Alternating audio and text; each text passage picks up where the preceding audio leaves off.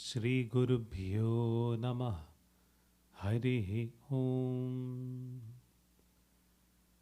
Dhyayamo dhavalavagunthanavatim tejomayim naishtikim snigdhapangavilokinim bhagavatim mandasmitashrimukhim vatsalyamritavarshinim sumadhuram sankirtanalapinim Shyamangim madhusiktasuktim amritanandatmikam Ishwarim. Om Amriteshwaryai Namah. Om Amriteshwaryai Namah. Om Amriteshwaryai Namah.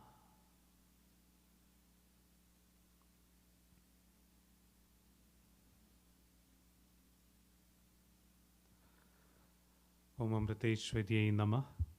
We'll continue our discussion on Hanuman Chalisa.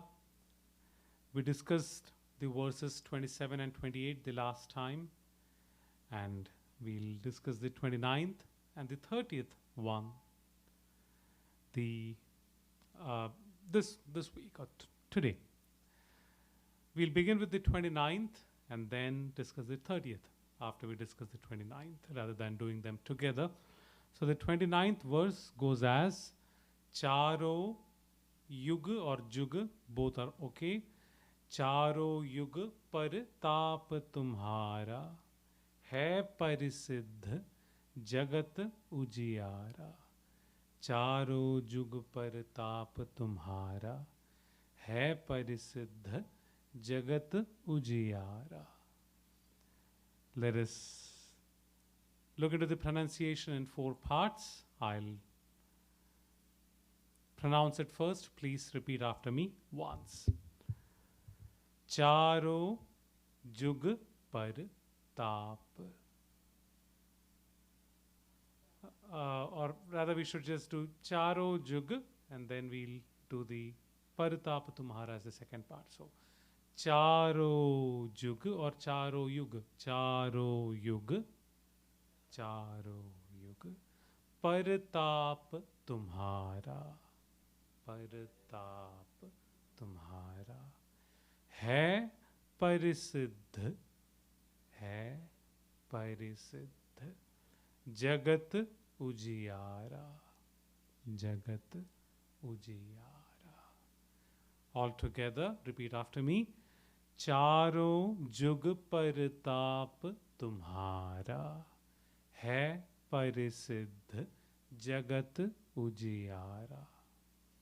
Charo yug par taap tumhara hai parisiddh jagat ujiyara. Yeah, it's pratap. The technical term is pratap in Hindi. In the colloquial term, they would say partap. So it is actually P-A-R-T-A-P-A, but in typical Hindi it would be pratap, or in Sanskrit it would be pratap. So we can rather pronounce it as P-A-R-T-A-P-A rather than P-R-A-T-A-P-A. Partap tumhara hai parisiddh. Similarly, prasiddh would become parisiddh or parisiddh. We'll rectify that when we share the slides. So what does the 29th verse say? It says Charo jug par taap tumhara. Charo, all the 4. Char, 4. Charo, all the 4. Yug, yug, period of time, the long period of time. All the 4 yugas. Partap. Partap, like I mentioned, in Sanskrit the term would be pratapa, or in Hindi it would be pratap. Partap basically translates to glory, one's following. Pratap, partap. So In all the four yugas and all the four periods of time, your glory, tumhara, your. So in all the four yugas, your glory, your pratap, hai, is, parisiddh. Parisiddh, again the Sanskrit term is prasiddh. Prasiddh is well known, is of fame. So your glory is very well known in all the four periods of time, all the four yugas. Jagat, Jagat, the creation, Ujiyara. Ujiyara, one that creates light, one that enlightens, one that awakens, one that brings light. So your fame, sorry, your glory is very well known in all the four periods of time. And what is your glory like? It is something that brings light into the world, that which enlightens the world. Charo jug par taap tumhara hai parisiddh jagat ujiyara. So yuga, the term used here, yuga, it refers to time. Time, which is otherwise in Sanskrit or in many Indian languages is known as kala. So time, yuga is a way to measure time. So the whole period of time is divided into four yugas. So it's a means of measuring time. So it's referring to time. And time, when you say kala, kala is the only witness, or rather the witness of our past, our present, and our future. Time is what witnesses all this. Anything and everything that happens is based on time. It's a function of time. Everything we see, we can relate it to time, or we can mention it as a function of time. For example, we can say, I am 40 years old, I am 60 years old, or I am 10 years old. What are we trying to do? We are trying to give an idea based on time what my position or situation is like. When you say I am 60 years old, there is going to be a particular idea about the person, how wise the person would be, or how physically fit the person would be, etc. When you say he is 5 years old, there is going to be an idea about how matured the person would be, how physically fit the person would be, etc. So it is based on time that it happens. Or we say, I live here, you live there. I here and there. What is the difference? We may say it's the distance, but rather distance is again measured in terms of time. I am 10 minutes away from you, 20 minutes away from you. For that matter, even space is the other fundamental element that we measure things with. Space is can also be a function of time. You say the state of California is huge, or India is huge. When you say India is huge, how do we typically perceive that? We perceive that in terms of time. Going from Kanyakumari to Kashmir would take so long. That's why it is big. Or state of California is big because going from the southern end to the northern end of California takes as many hours. That is why it is a huge state. So space can also be defined in terms of time. For that matter, any change, the very nature of creation is change. Any change can be understood as a function of time, as a matter of time. Over time, how things change. We were good friends. We were very close friends. Now we are not in touch. What is it? It's a matter of time. It's a function of time. Back then we were together. Maybe we moved away, or maybe we had a difference of opinion over a period of time. That isn't true anymore. So anything that we can, in the creation, can be measured or can be understood with respect to time. So everything is a function of time. So yuga is a way to measure time. The whole period of time is divided into the four yugas. Yuga, as such, the term basically means pair, two, pair.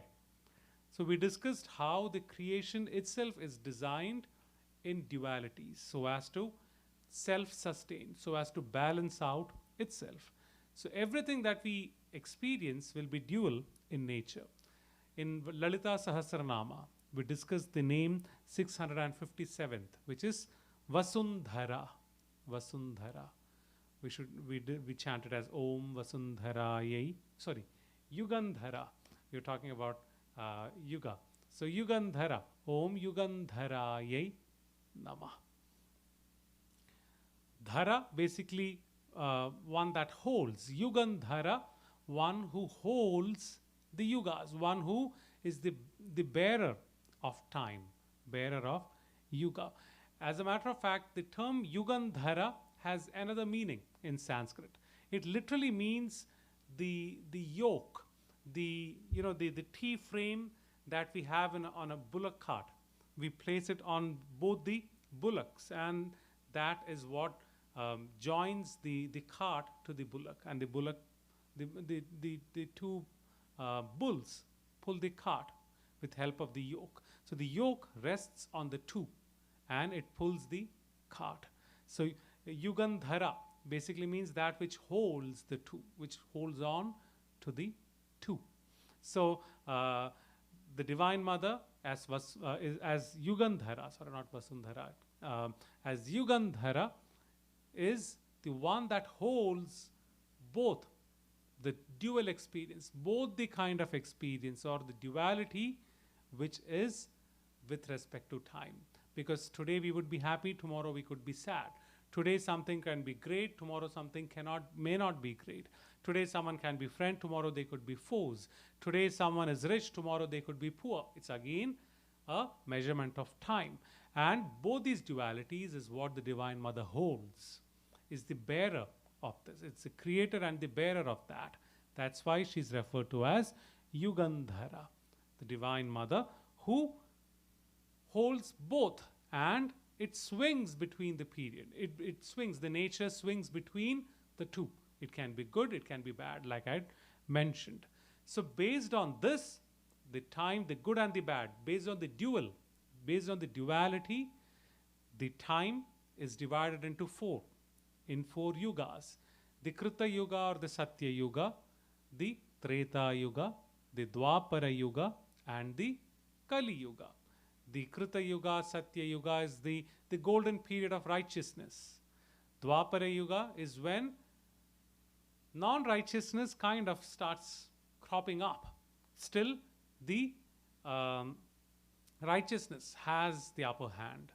And then Dwapara Yuga, when it comes, Treta Yuga, and then Dwapara Yuga is wherein the non-righteousness comes in par with righteousness, or it has got quite a strong hold. And then comes Kali Yuga, wherein non-righteousness prevails more than righteousness, or the non-righteousness is much more dominant. It has the upper hand there. So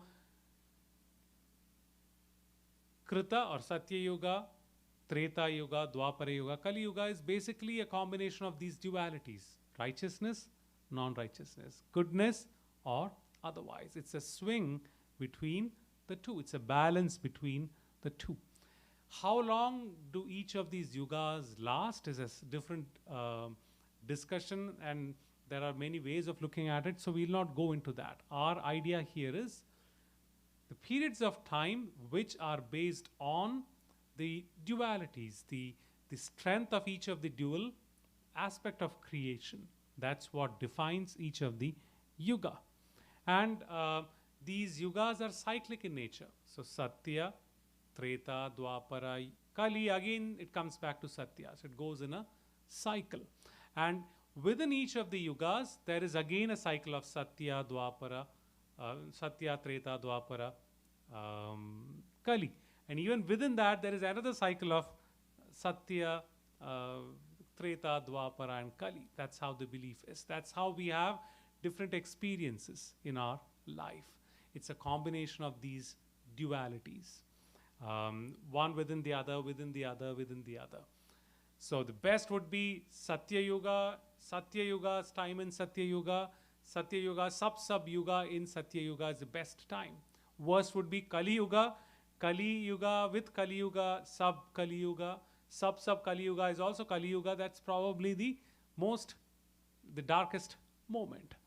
So it is based on these dualities that these four are explained. And Amma explains the Satya, Dwapara, Kali, Treta in a beautiful way, or in a much more understandable way. Amma says Satya Yuga is when there was conflict between the Asuras and the Suras, the Devas and the Asuras.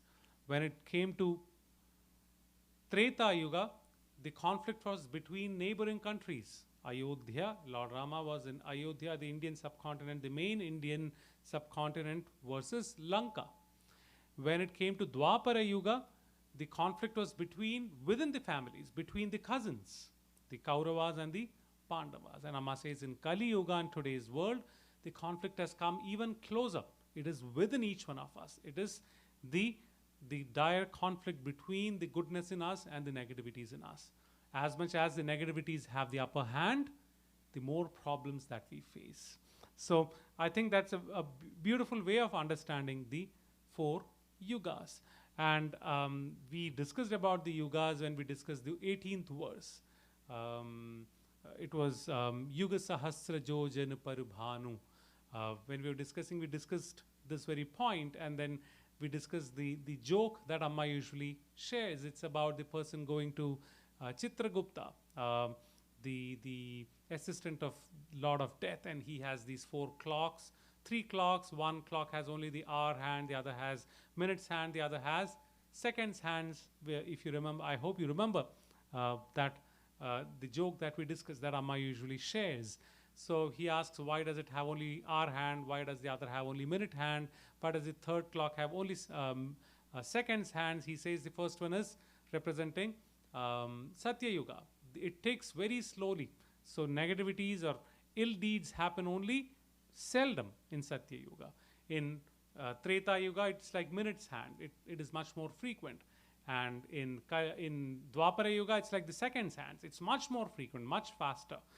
Ill deed happens much faster. And he asks, what about Kali Yuga? He says, I'm using it as my ceiling fan. It's very hot here. It's so fast. It happens so much in Kali Yuga that I'm using it as my ceiling fan. So Amma gives that as an example of the four yugas to get a good hang of what each of the four yugas with respect to the dualities, goodness and the negativities, understanding the four yugas. So as we are discussing about yuga, why are we discussing about it? Because the first line of the verse, the 29th verse says, Charo Jug Paratap Tumhara. In all the four yugas, your pratapa, your glory, hai parisiddh, your glory is very well known, is of fame. Your glory is very well followed and very well known. Hanumanji is known as Chiranjeevi, one who is immortal, one who has no end.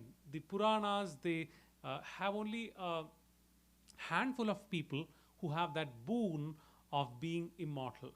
And Lord Hanuman being one of the very special case of the immortal, of those who have gotten the boon of immortality. Lord Hanuman got the boon. There are different references to how Lord Hanuman got the boon. One is based on what we discussed in verse 18. What was it? Yuga Sahasra Jojanu Parubhanu Lilyo Tahi Madur Phalujanu. The 18th verse that we discussed, wherein we discussed how the sun is quite far away from earth, and Lord Hanuman mistook the sun for a fruit and went and gobbled the sun, mistaking it for being a fruit. And we discussed how Lord Hanuman was always of high appetite, always wanted more and more and more and more and more to eat. And often Mother Anjani would find it quite difficult to live up to his appetite. And once it happened that he wanted more and more food, all the food that she could secure for him got over, and she kind of gave up. She said, I cannot managed his appetite. That's when sage Narada comes and he says, I will help you. And he starts producing food, giving it to Hanuman. And in no time, in jiffy, all that food is gone. He says, I want more food. And even Lord Narada is now, sage Narada is now clueless what to do. He gives up. He says, you go and eat the sun if you want so much food. As a matter of fact, he just made a comment. And Hanuman took it seriously. He said, okay, if you ask me to eat the sun, which is a fruit, I'll go and do that. And he springs up into the atmosphere, goes up, and is about to gobble the sun. That's what we were discussing back then. We were discussing this during the 18th verse. So when this happens, it seems when Hanuman is about to grab the sun and gobble up the sun, Lord Indra, who is the king of the Devas, king of the demigods, he takes it upon him to protect the sun. And he sees that this baby monkey, though a child, though a baby, is quite powerful. It's not easy to confront his radiance. So Indra chooses to use the most sophisticated or the most powerful weapon that he had, the Vajra Ayudha. And he decides to use that against Hanuman to stop him. And he attacks Hanuman with that Ayudha. And that hits Hanuman and knocks him out cold. And he falls. He comes down, falling onto earth. And seeing his son, little baby son, helpless, being attacked by the worst of the weapons, the Lord of the wind god, Vayudeva, is completely shocked seeing his little baby son being attacked like that. He goes and protects him. He goes and catches hold of him before he crashes down onto earth. And he asks who on earth or who in the creation attacked this little baby child and hurt this little baby child like this, heartlessly.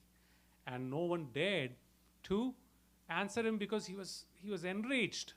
He was really angry. He was asking, he was demanding, who hurt my son like this? Who hurt this baby Hanuman like this? And no one dared to answer him. And because no one answered him, he got all the more agitated. He says, in which case I am going to cease to function. I'm going to stop functioning. I am going to, stop everything that the air does. Literally everything in the creation comes to a standstill because there is no air.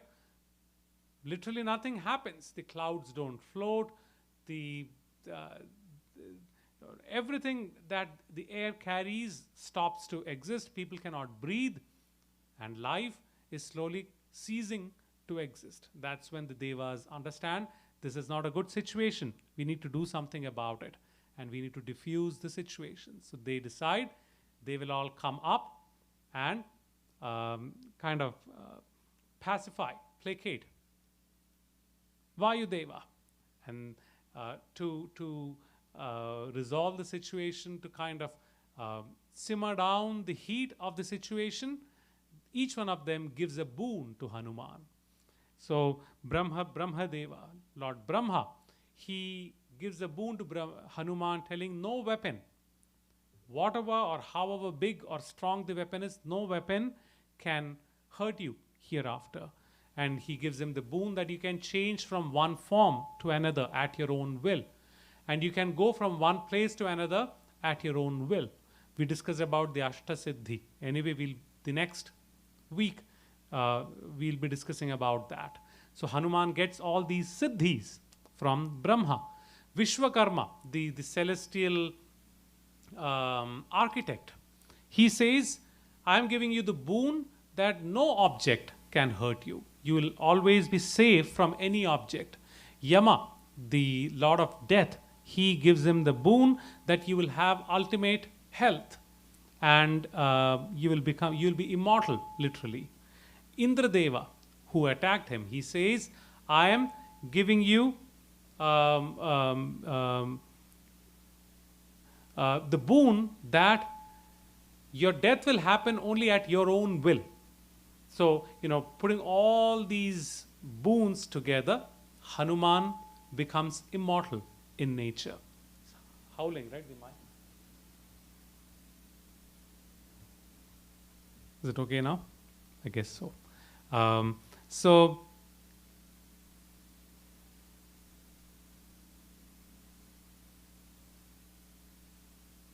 there's some howling in the mic. Is it okay on the stream? Okay.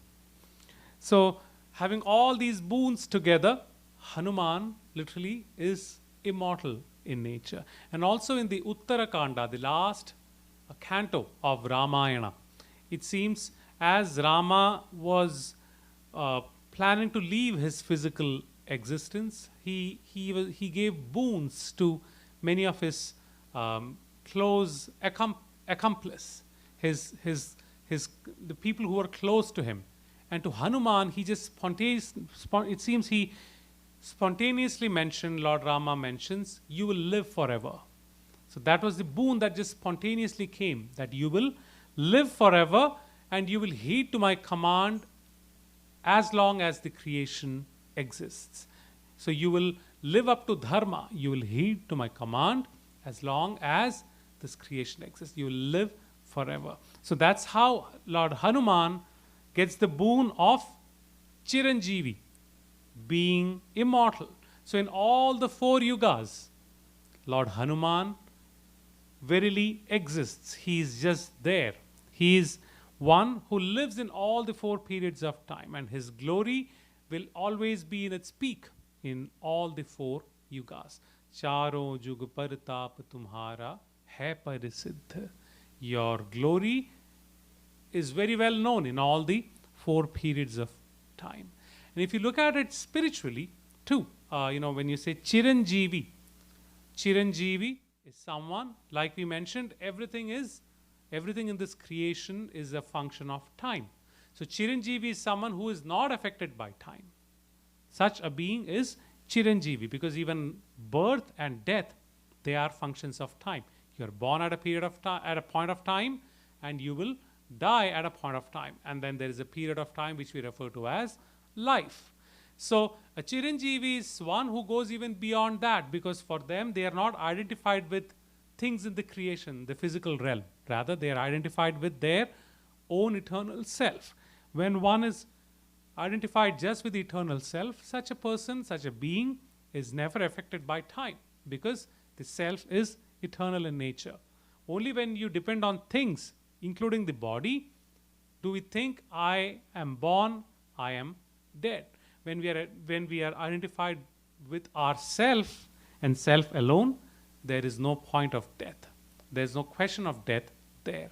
That's why Mahatmas like Amma, for them death is just yet another experience. Amma says death is like a period or a comma in a sentence. One sentence is over and the next sentence begins. It's just yet another thing as part of life.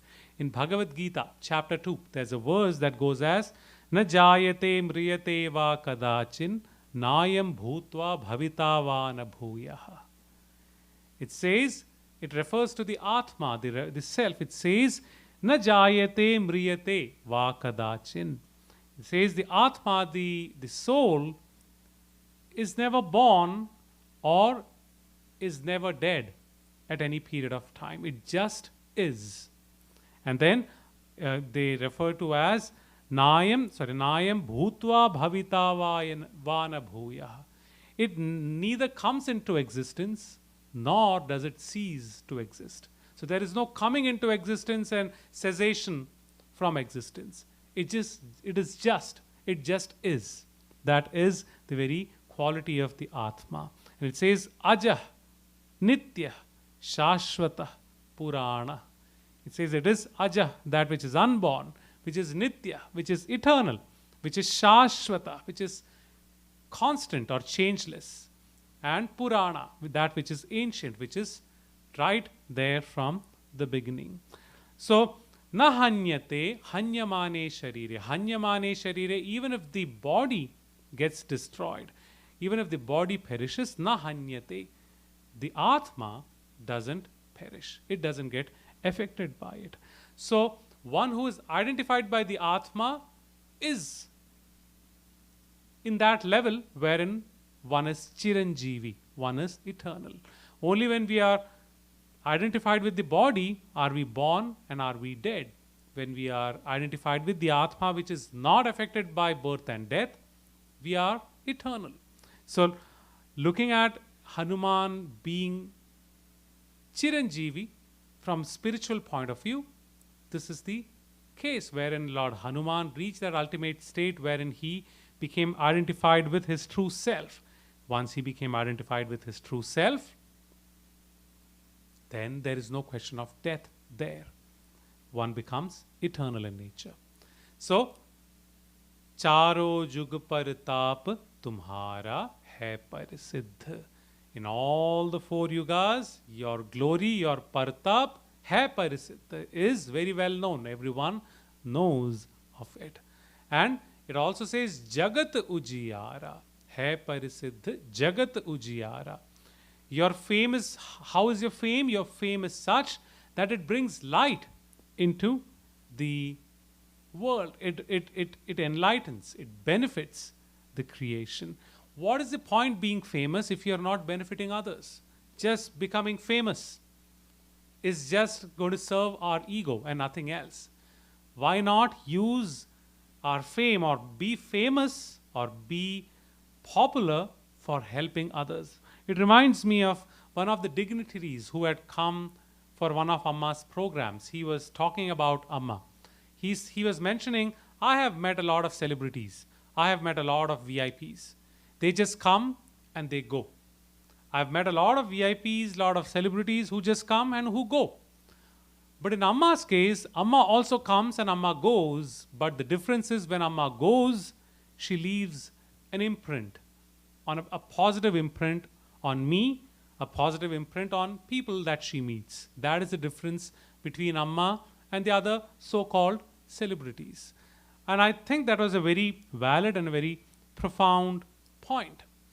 The main difference is our following, our fame should be such wherein it is Jagat Ujiyara, wherein it is something that enlightens the world, enlightens the creation. Jagat Ujiyara. I remember in 2013, Amma was doing her program in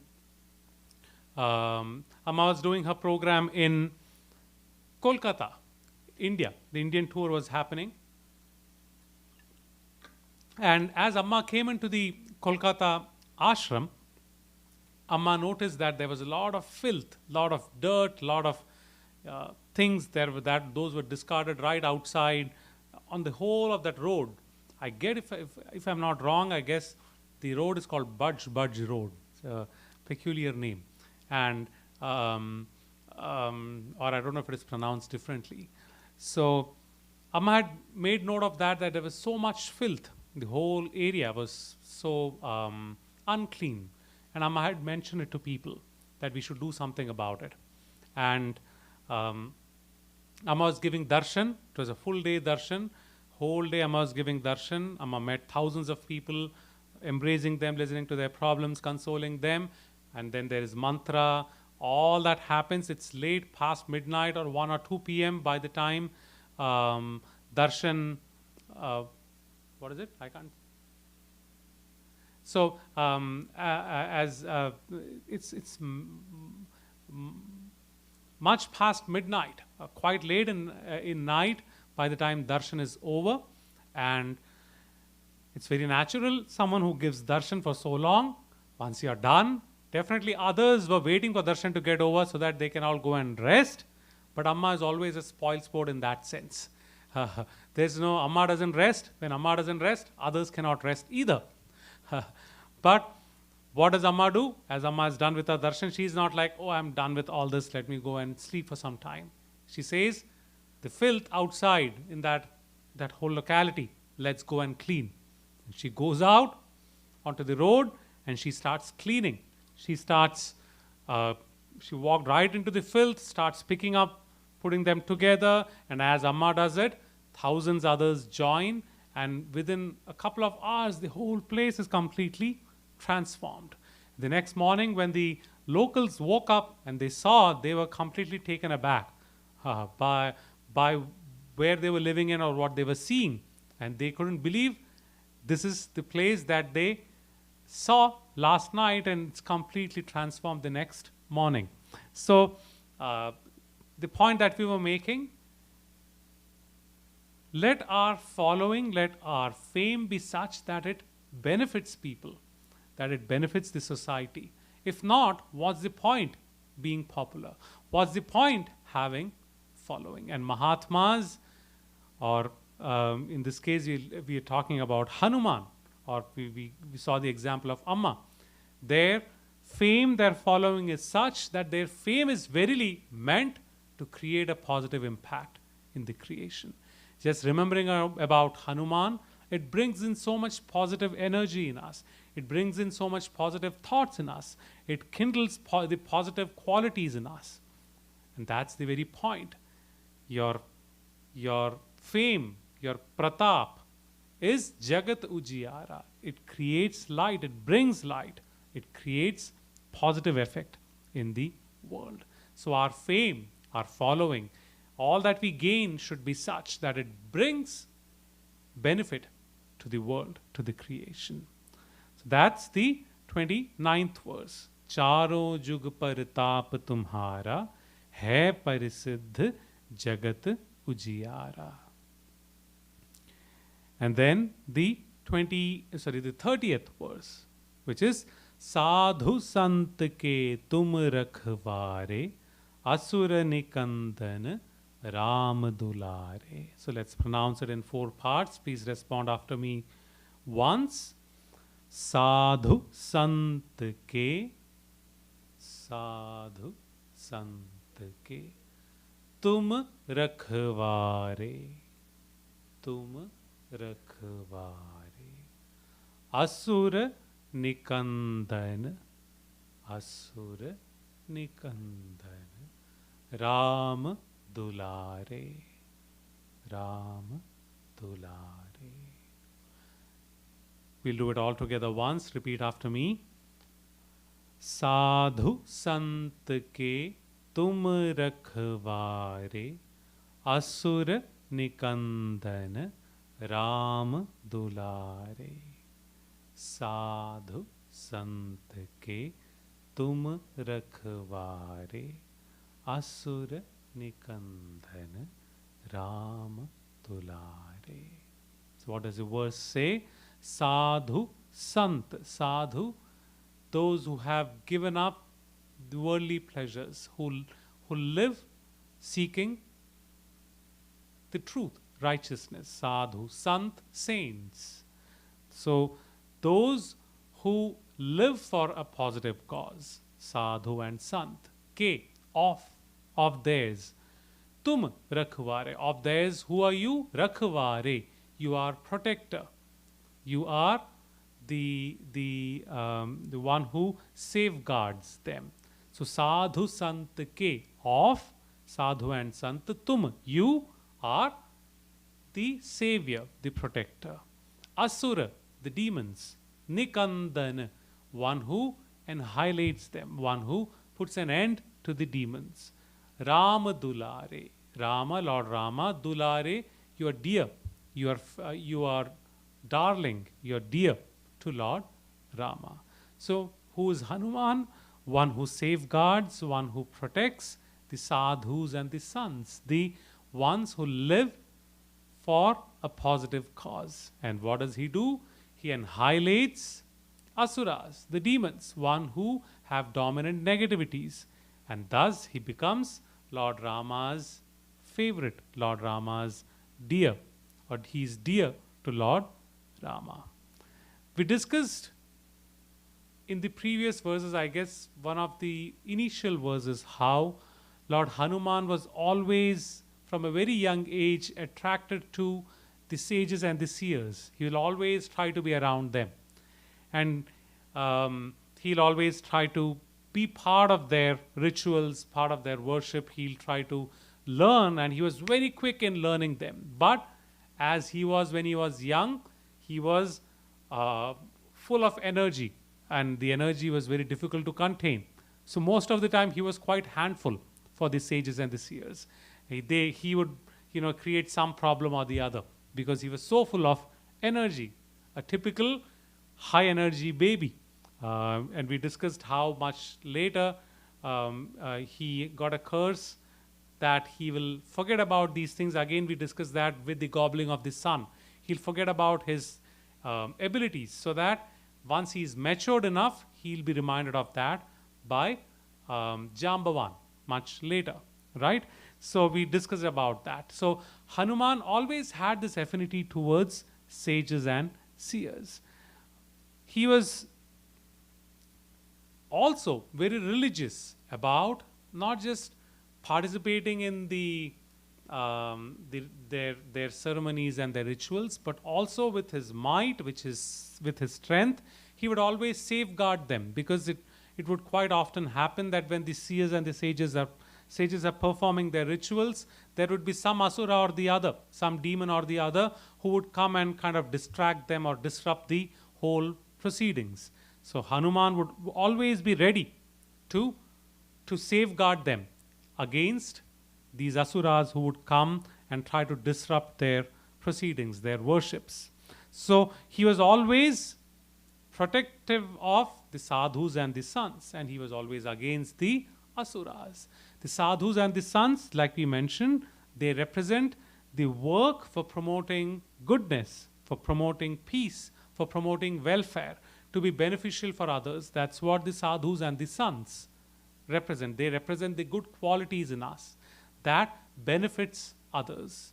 And asuras, they represent the negativities in us, which work for others otherwise, which doesn't help others. So sadhu, Lord Hanuman, is someone who safeguards the goodness and one who fights against the negativities and overcome the negativities. So Hanuman always stood for protecting the goodness and always stood for fighting against the negativities. And we have discussed about so many asuras in the previous verses.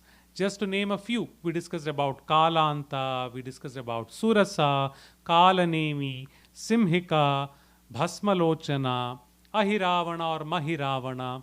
The first verse we discussed about Kalanta, the asura who could devour time, who could devour the very concept of time. We talked about how creation is a function of time. And so he was more like the black hole who devoured the part of creation, and Hanuman went to fight against him and rescue the creation that got devoured by the demon Kalanta, the black hole. We discussed about Surasa in the 9th verse. As Hanuman was crossing the Indian Ocean to Lanka, Surasa, the Rakshasi, comes to test his might, and then she opens her mouth wide open. The thing was, anyone who she wants to have, she would gobble them. They have to enter her mouth. So Hanuman says, okay, I'll do it. He becomes very huge. He enters her mouth with her mouth wide open, and immediately he becomes very little. And before she could close the big mouth, he flies out of the mouth, right? Surasa. And I'm just mentioning the verses so that you could go back and refer to those slides or watch the video. In verse 11, we discussed about Kalanemi, how Hanuman came to the rescue to fetch the Dronagiri with the Sanjeevani herbs in there to protect those who were affected by the venom that Indrajit, Ravana's son, he shot at them. And he brought the whole mountain with the herbs. But as he was coming back, or as he was going looking for the mountain, Kalanemi, who was the son of Maricha, who was killed by Lord Rama, he wants to stop him from fetching the herbs. So he kind of takes the form of a sage and tries to distract Hanuman from fetching the herbs. And Hanuman realizes that, puts an end to Kalanemi. So one who helps overcome deceit, one who helps overcome illusion, delusionment, etc. And then we discuss about Simhika, again as crossing the Indian Ocean, one who could devour one's shadow, thereby taking all their power. So she represents the negativities in us, the quality in us, that force in us, the negative force in us that could devour all our positive energy within us. So Hanuman helps overcome that. That was the 19th verse. In the 22nd verse, we discussed about Bhasmalochana, how Ravana introduces this demon who by his mere sight can turn someone into ashes. And Hanuman comes to the rescue. He goes and brings a huge reflecting surface, a metal surface, and shows it to Bhasmalochana and puts an end. And then we discuss about Ahiravana or Mahiravana, who abducts Rama and Lakshmana to the nether worlds. He was the king of, or he was the lord of the nether worlds. And he takes them there to give them as sacrifice. But Hanuman takes the form of the Panchamukhi form, the 5 faces, and he puts an end to Ahiravana. We discussed that just a couple of weeks ago. So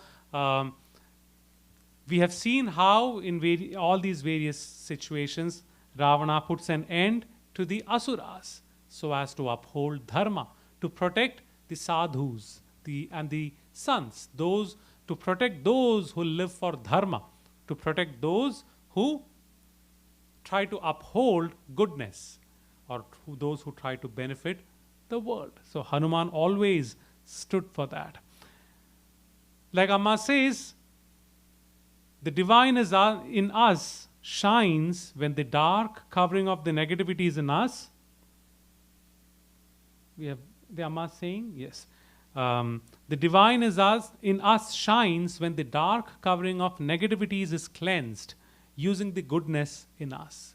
So with our own goodness, we need to take off the black or the dark covering in us, which is our negativity, which is prohibiting the divine within us to shine.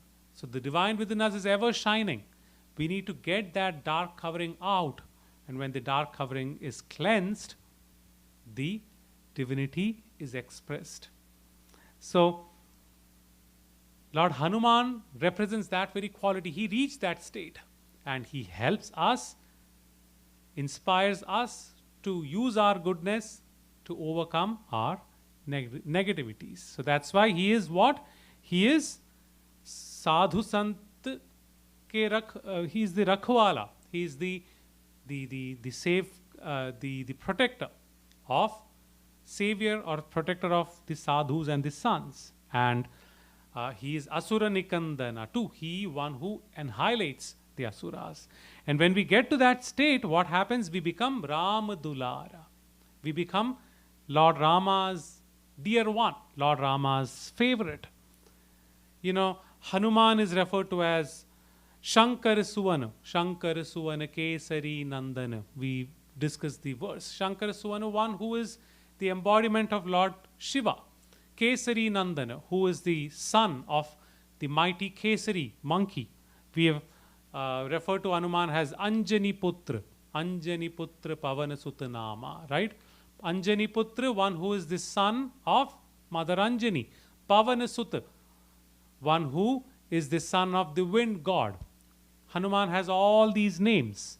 But there is also a very special status, or this special position that Lord Hanuman has. It seems when Lord Hanuman went in search of Sita, Mother Sita, we discussed about this initially. The very first thing when Mother Sita refers to Hanuman as, when he goes and meets her when she's captive in the Ashoka Vatika, when Hanuman meets her, she refers to him as son. And he takes great pride in ever considering Mother Sita as mother. And it seems after all the war, after Lord Rama vanquishes Ravana and they are all coming back, Lord Rama embraces Hanuman and refers to him as son. And that really delights or makes Hanuman feel very special, that Lord Rama is calling him his son. So he is Lord Rama's Dulara. He is Lord Rama's favorite or he is Lord Rama's darling. He just referred to him as son. As a matter of fact, we should feel, or we should very well acknowledge and understand how lucky we are all that whether we are like Hanuman or not, Amma is still referring to us as sons and daughters, as her children. So we really need to think about, are we deserving of that? Shouldn't we live up to that? In any case, for Hanuman, Lord Rama referring to him as son once was a great deal, was of great importance that he referred to him as son.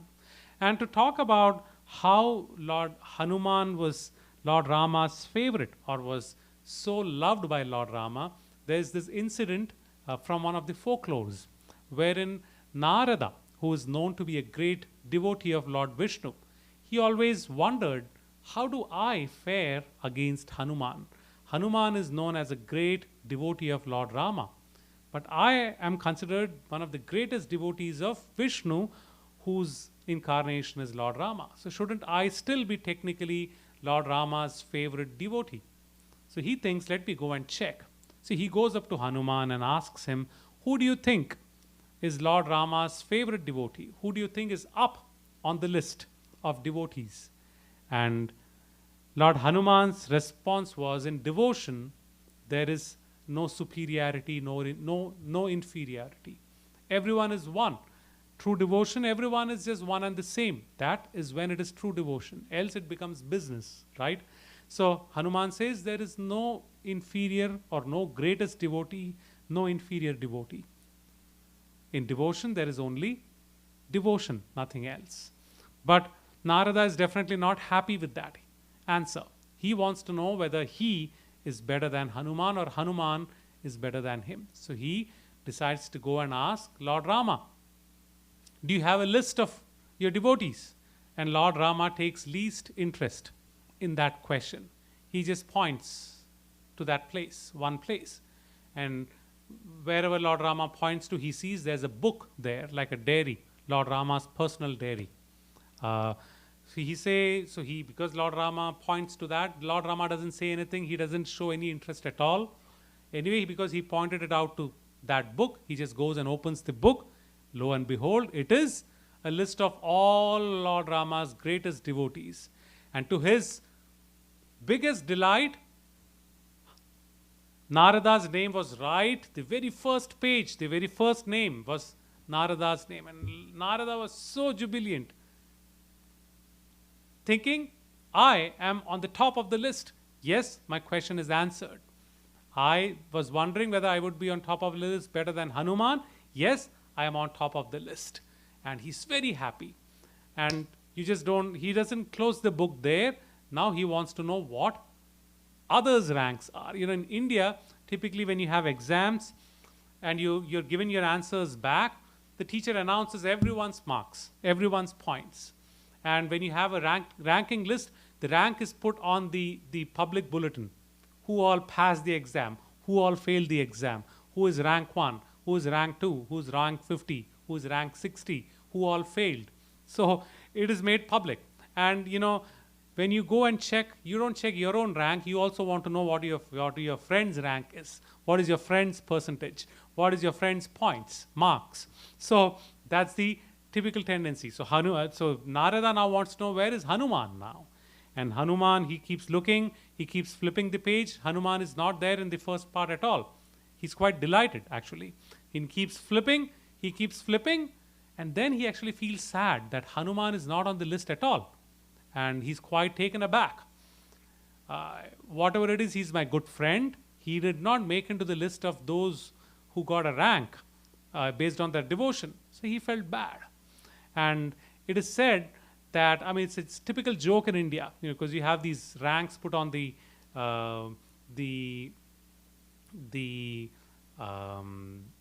public bulletin board. You don't see your friend's name on the list, you will definitely feel sad.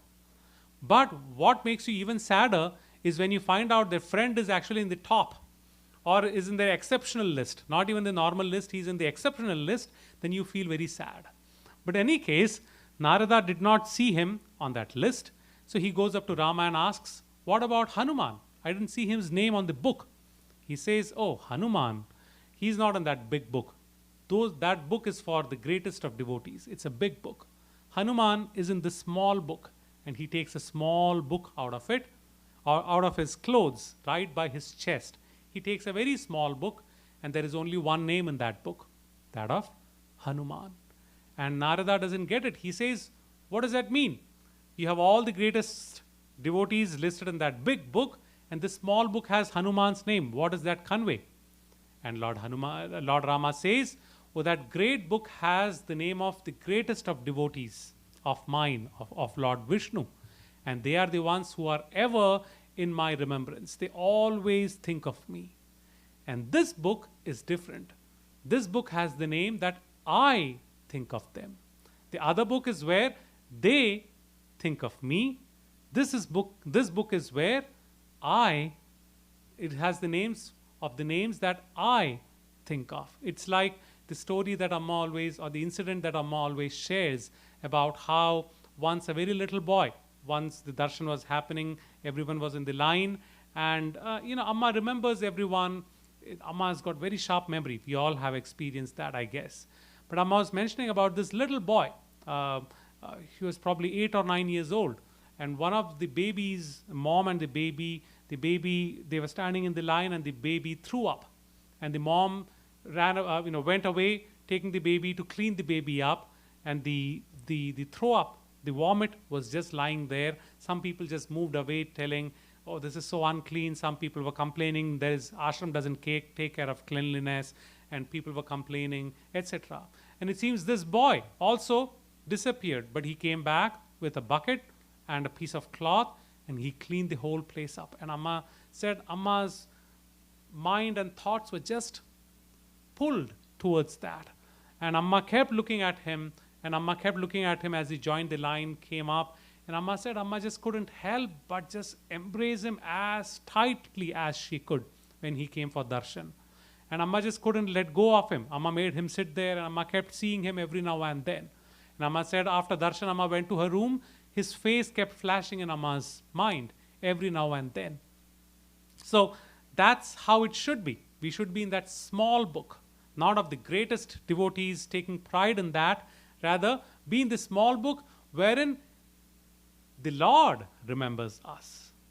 So we become deserving of that. Our conduct, our nature should be such that the Lord remembers us.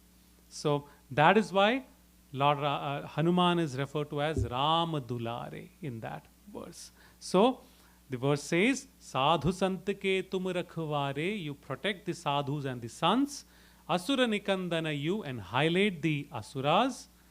Ram Dulare, you are Lord Rama's very, very, very, very special, dear one. Ram Dulare. So with that, we'll conclude today's discussion. It's 8:29. We have one more minute. We'll quickly go over the table, the last segment, verse 29 and 30, to see what is the takeaway from these two verses. The 29th verse, we discussed about the ultimate state of devotion. When we are in the ultimate state of devotion, we go beyond time. Time doesn't affect us anymore. There is no life, there is no death, there is no change. We identify with the ultimate changeless, the supreme self. And it'll be more meaningful for us to have whatever we achieve through our devotion, to use it for others' benefit rather than projecting our own self. So that's what we learned from the 29th verse.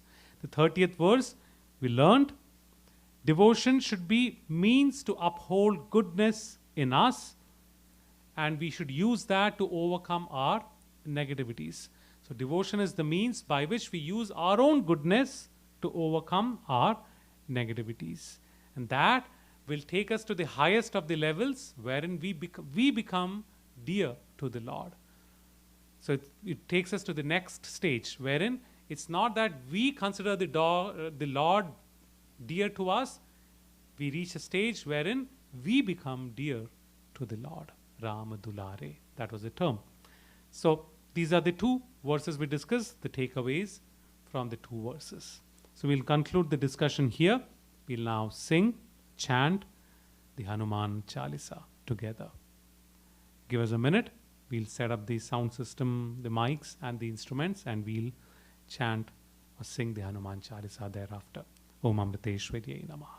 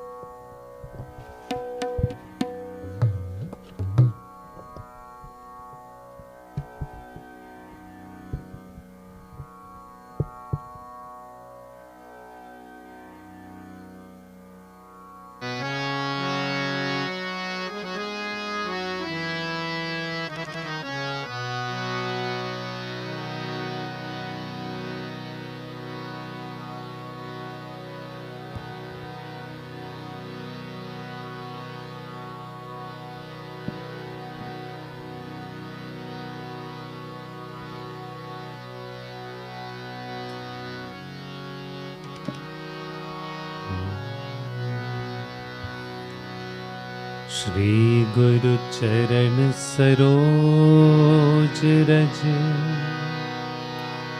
निज मन मुकुर सुधारि बरना रघुबर बिमल जसु जो दायक फल चारि बुद्धिहीन तनु जानिके सुमिरा पवन कुमार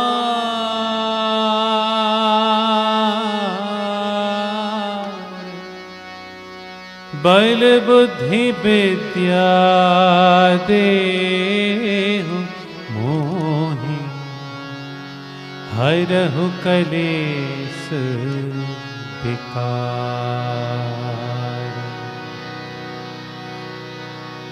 जय हनुमान ज्ञान गुण सागर जय कपीस तिहु लोक उजागर रामदूत अतुलित बल धामा अंजनी पुत्र पवन सुत नामा महावीर विक्रम बजरंगी कुमति निवार सुमति के संगी कंचन बरन विराज सुबेसा कानन कुंडल कुंचित केसा हाथ वज्र और ध्वजा विराज कांधे मूंज जनेऊ साज शंकर सुवन केसरी नंदन तेज प्रताप महाजगवंदन विद्यावान गुणी अति चातुर राम काज करिबे को आतुर प्रभु चरित्र सुनिबे को रसिया राम लखन सीता मन बसिया। सिया राम सिया राम सिया राम जय हनुमान सिया राम सिया राम सिया राम सिया राम जय हनुमान सूक्ष्म रूप धरि सियहि दिखावा विकट रूप धरि लंक जरावा भीम रूप धरि असुर संहारे रामचंद्र के काज सवारे लाय संजीवन लखन जियाए श्री रघुबीर हरषि उर लाए रघुपति कीन्ही बहुत बढ़ाई तुम मम प्रिय भरतहि सम भाई सहस बदन तुम्हरो जस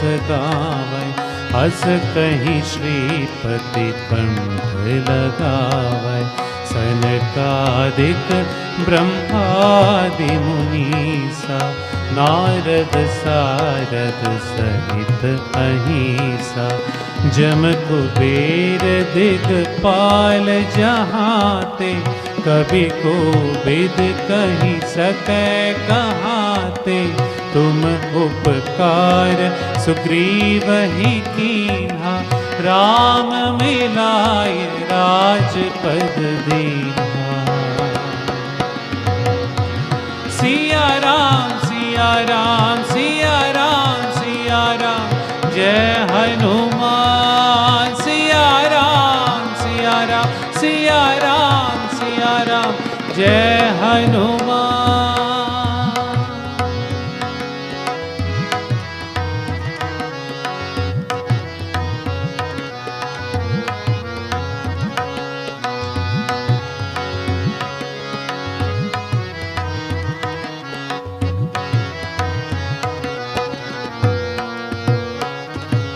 तुम्हरो मंत्र विभीषण माना लंकेश्वर भय सब जग जाना जुग सहस्र जोजन पर भानु लील्योताहि मधुर फल जानु प्रभु मुद्रिका मेली मुख माही जलधि लांघि गए अचरज नाही दुर्गम काज जगत के जेते सुगम अनुग्रह तुम्हारे तेते राम दुआरे तुम रखवारे होत न आज्ञा बिनु पैसारे सब सुख लहै तुम्हारी सरना तुम रक्षक काहू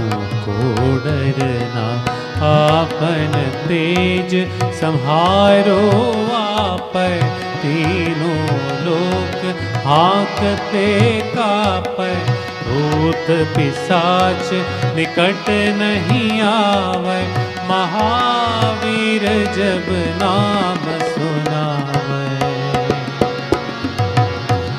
सिया राम सिया राम सिया राम सिया राम जय हनुमान सिया राम सिया राम सिया राम सिया राम जय हनुमान नासै रोग हरै सब पीरा जपत निरंतर हनुमत वीरा संकट ते हनुमान छुड़ावै मन क्रम वचन ध्यान जो लावै सब पर राम तपस्वी राजा तिनके काज सकल तुम साजा और मनोरथ जो कोई लावै सोई अमित जीवन फल पावै चारों जुग परताप तुम्हारा है परिसिद्ध जगत उजियारा साधु संत के तुम रखवारे असुर निकंदन राम दुलारे अष्ट सिद्धि निधि के दाता असबर दीन जानकी माता, राम रसायन तुम्हारे पासा, सदा रहा रघुपति के दासा। सिया राम सिया राम सिया राम सिया राम, जय हनुमान। सिया राम सिया राम सिया राम सिया राम, जय हनुमान।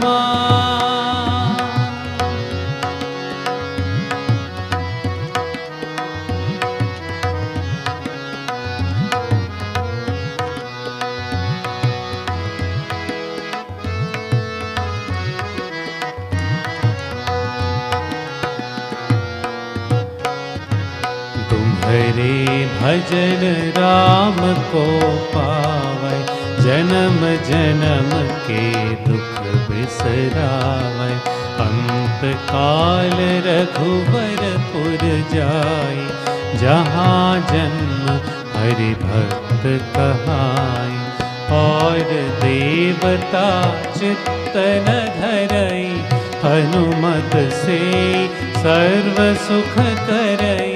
संकट कटै मिटै सब पीरा, जो सुमिरे हनुमत बलबीरा। जय जय जय हनुमान गोसाई, कृपा करहु गुरुदेव की नाई। जो सत बार पाठ कर कोई, छूटहि बंधि महासुख होई।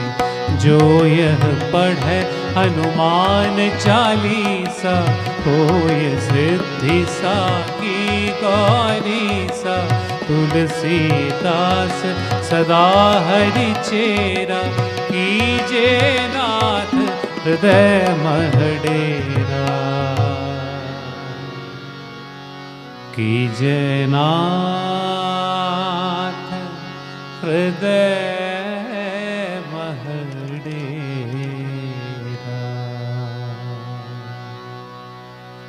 पवन तनय संकट हरन,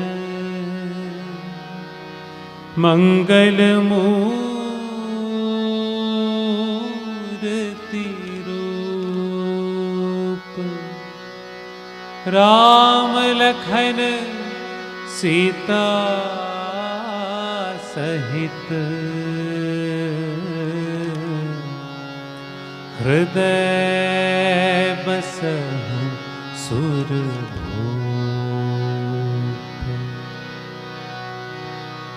सियावर रामचंद्र की जय, सियावर रामचंद्र की जय। पवन सुत हनुमान की जय, पवन सुत हनुमान की जय। ओ माता सीता की जय, ओ माता सीता की जय। ओ भ्राता लक्ष्मण की जय, ओ भ्राता लक्ष्मण की जय। भरत और शत्रुघ्न की जय, भरत और शत्रुघ्न की जय। सियावर रामचंद्र की जय, सियावर रामचंद्र की जय। पवन सुत हनुमान की जय, सियावर रामचंद्र की जय। पवन सुत हनुमान की जय, सियावर रामचंद्र की जय। पवन सुत हनुमान की जय, सियावर रामचंद्र की जय। पवन सुत हनुमान की जय, सियावर रामचंद्र की जय। पवन सुत हनुमान की जय, सियावर रामचंद्र की जय। पवन सुत हनुमान की जय, सियावर रामचंद्र की जय। पवन सुत हनुमान की जय, सियावर रामचंद्र की जय। पवन सुत हनुमान की जय।